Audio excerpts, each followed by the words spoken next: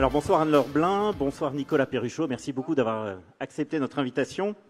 Alors l'objectif de cette table ronde est d'évoquer ensemble deux États dans l'État.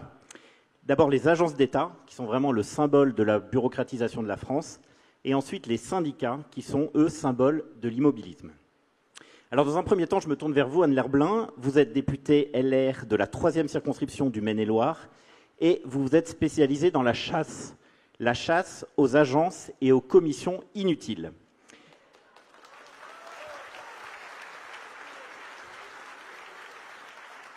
Comme contribuable associé, elle a rappelé dans une étude assez récente qui visait à rationaliser justement ces agences et qui a été présentée récemment devant les députés, notre pays compte aujourd'hui plus de 1000 structures de ce type pour un budget, tenez-vous bien, de 150 milliards. 150 milliards, c'est à peu près 15 fois le budget de la justice. Ces agences sont chargées de missions spécifiques et elles emploient la bagatelle de seulement 550 000 emplois, sans compter naturellement les ministères de rattachement qui sont censés exercer une tutelle qu'ils n'exercent malheureusement que trop peu. Alors Anne-Laure Blin, si vous êtes ici ce soir, c'est parce que vous avez participé activement à la commission spéciale qui s'est réunie au sujet de la loi dite de simplification de la vie économique, adoptée il y a quelques jours à l'Assemblée nationale. Et lors des échanges parlementaires, vous avez proposé la suppression d'à peu près 51 agences, parmi lesquelles, tenez-vous bien, la Commission supérieure du numérique et des postes, la mission de l'Agence nationale des fréquences, l'Agence nationale du sport, la Commission supérieure nationale du personnel des industries électriques et gazières, l'Office français de la biodiversité, la Commission nationale du débat public. Bref, un nombre de commissions absolument incalculable qui, a priori, vous le savez, sont absolument indispensables à la vie, au bon fonctionnement du pays. Alors, Madame la députée, quels ont été vos critères pour sélectionner ces fameuses agences dont vous avez demandé la suppression ? Eh bien, écoutez, merci tout d'abord pour votre invitation. Effectivement, la chasse au gaspillage, la chasse aux organisations inutiles, elle est nécessaire. Et c'est, je crois, aux élus de la nation de mener cette bataille. Comme l'a d'ailleurs très justement redit Alexandre Jardin, quand il a évoqué les zones à faible émission, elles étaient contenues dans ce texte simplification que nous avons fait voter la semaine dernière à l'Assemblée. Et effectivement, ça fait partie des mesures que nous devons abroger parce qu'aujourd'hui, elles gâchent le quotidien des Français. Et pour la petite histoire, quand j'ai égrené l'ensemble des organismes qui existent aujourd'hui et qui sont inutiles, j'ai découvert qu'il y en avait beaucoup, vous en avez cité quelques-unes, mais à l'origine des ZFE, notamment, il y a le Conseil national du bruit, le Conseil national de l'air, le Conseil national du vent, enfin tout un tas d'institutions qui, clairement, ne servent à rien et qui n'ont absolument aucun sens.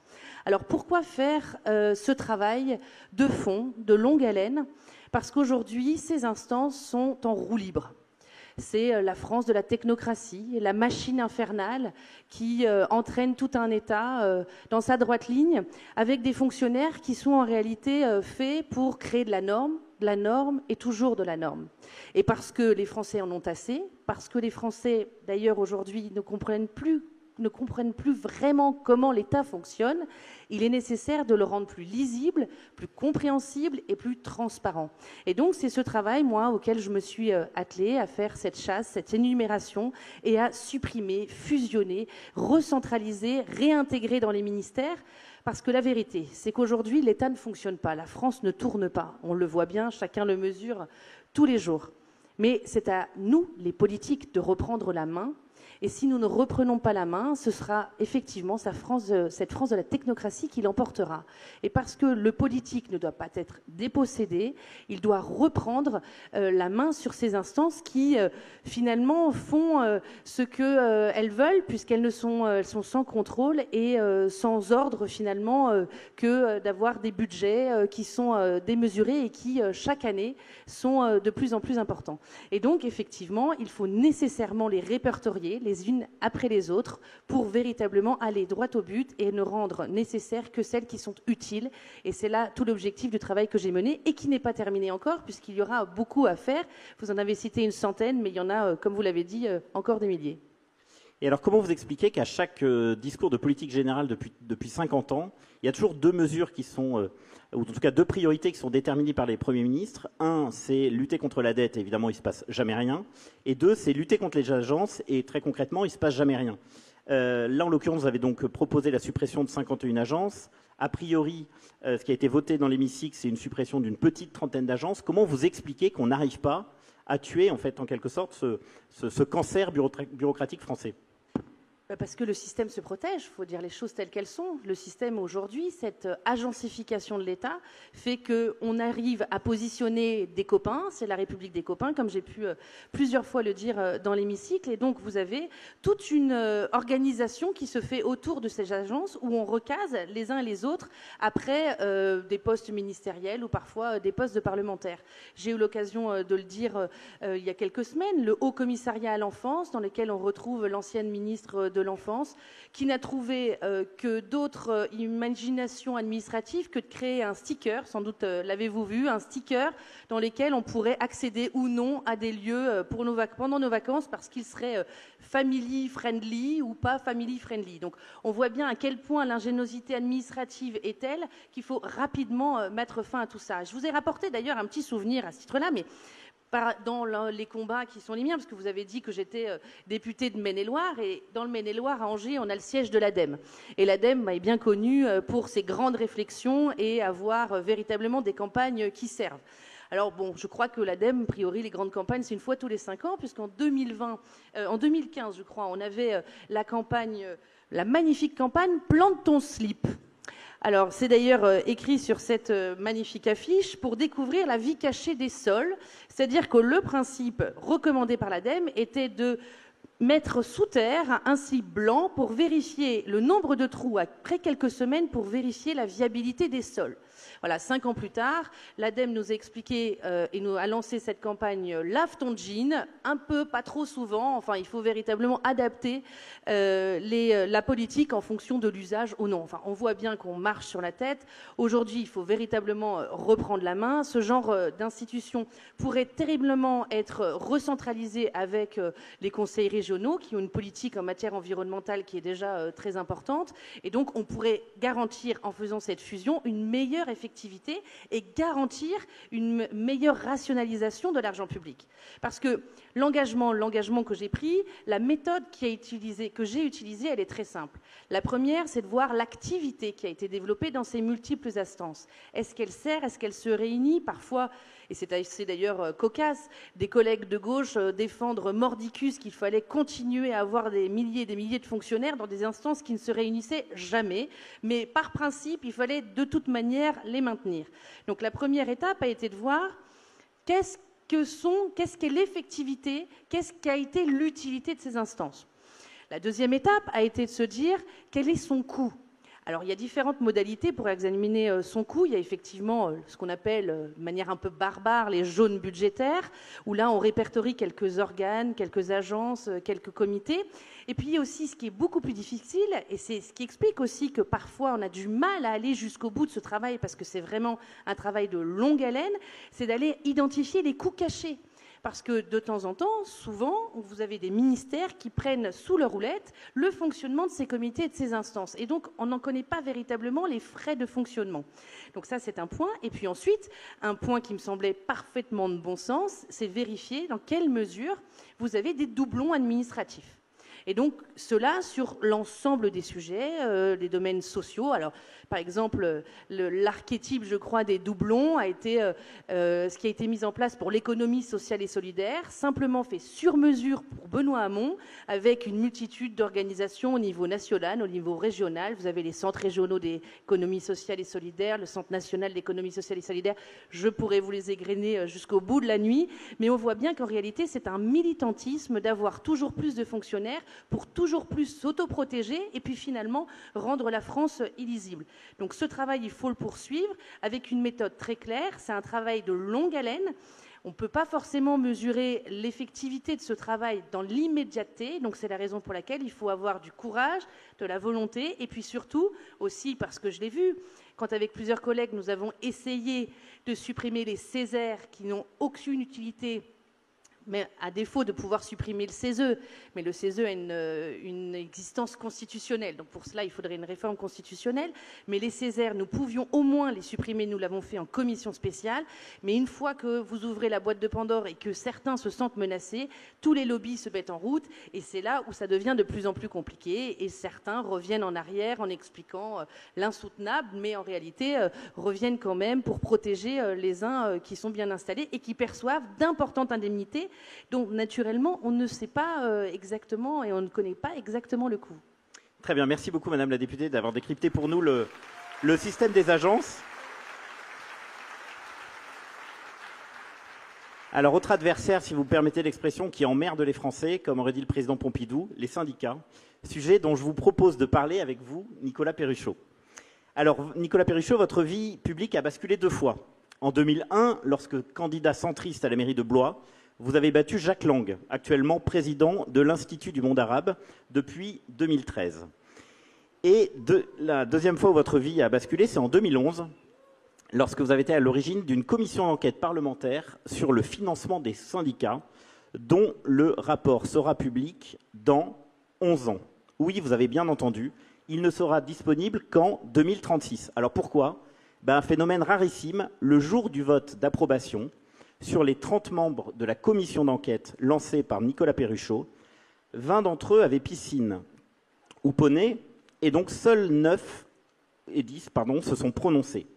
3 ont voté pour, 3 ont voté contre, et 3 se sont abstenus. Et du coup, faute de majorité, le rapport a été rejeté, et en conséquence, la conférence des présidents de l'Assemblée nationale a bloqué sa publication officielle, donc jusqu'en 2036. Publié partiellement dans la presse par la suite, ce rapport disséquait pour la première fois les, tenez-vous bien, 4 milliards d'euros de financement annuel, direct ou indirect, dont bénéficient les syndicats français. Alors j'aimerais, à l'occasion de notre échange, revenir sur 2-3 éléments qui, je crois, vont profondément choquer les gens dans la salle et ceux qui nous regardent. Éléments qui restent évidemment d'actualité. Alors le premier élément, c'est évidemment l'opacité du financement des syndicats. Jusqu'à votre rapport, il était donc impossible de donner un chiffre sur le financement annuel des syndicats. Et votre rapport avance donc le chiffre de 4 milliards, dont les cotisations, donc sur le financement des syndicats, ne représenteraient que 4%. Alors est-ce que vous pouvez nous expliquer quelles sont les autres sources de financement des syndicats aujourd'hui ? Oui, bonsoir, merci pour votre invitation et merci d'être venus aussi nombreux pour nous écouter ce soir.